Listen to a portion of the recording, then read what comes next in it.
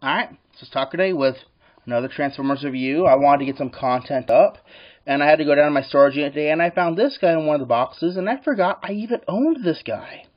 This guy is Revenge of the Fallen Scalpel, Scout class, and back then he was about $5. I don't know how much he's going for right now. I haven't bothered to look him up, but you know, he's not a bad looking figure. He's completely nothing like his movie screen version. His movie screen version, he was an old, rusty, like late 1800s, 1900s microscope, all rusty and ugly looking, you know. This version, he's more or less a modern day microscope, you know, something you'd easily see in a high school laboratory. You know, you got the sample tray on the bottom with the little metal prongs for holding your slides. You got the eye ports on the top. Ignore the antenna.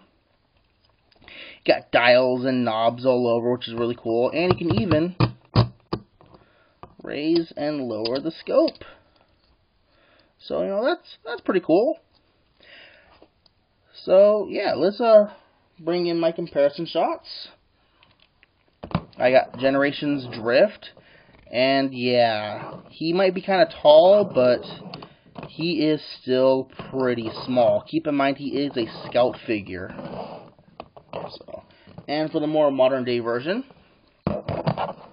here is Fall of Cybertron Shockwave.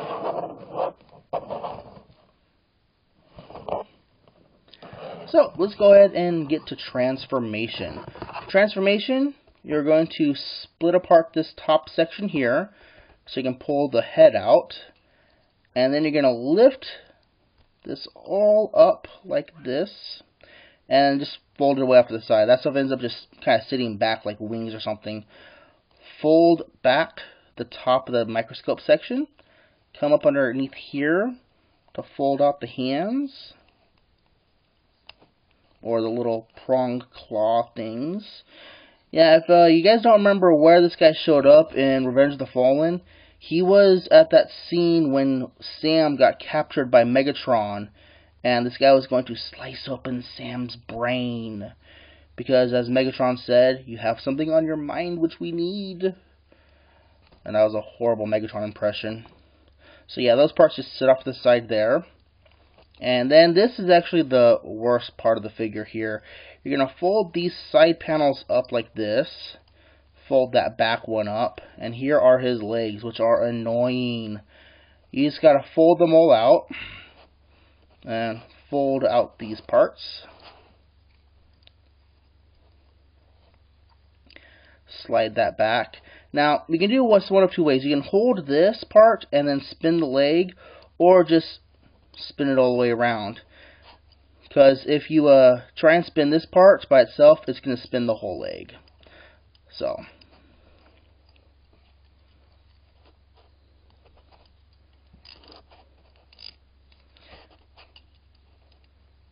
now you got his legs all out, and then there's a joint right here that you can use to bend him forward, and now you have Scalpel in his robot mode. And this was not a bad idea, but it was horribly executed because, as you can see, his legs don't come up far enough for him to get any form of stable standing position at all. And he's way too front heavy, so if I try and stand him, yeah. I could just stand him like that, I guess, but you know, then he wouldn't look as proper. So I'm going to lock that piece in, that joint in place so that I can get a... There we go. Now he stands, but now he looks all goofy because he's staring up into the sky. And, well, and no, that doesn't work either because now his head's upside down. He is meant to be like that. So, let's go ahead and bring in my comparison shots. There is Generations Blur, which is the same mold as Generations Drift. And while Scalpel is a tall figure for a scout figure, he's spindly and skinny, so yeah. And the more modern day, here is Fall of Cybertron Air Ray, which is the same mold as Shockwave. Yeah. I don't have the original packaging for this guy anymore. That's why I didn't show it earlier on. I haven't bothered looking up where to find him, though I'm sure you can still find him on eBay and whatnot.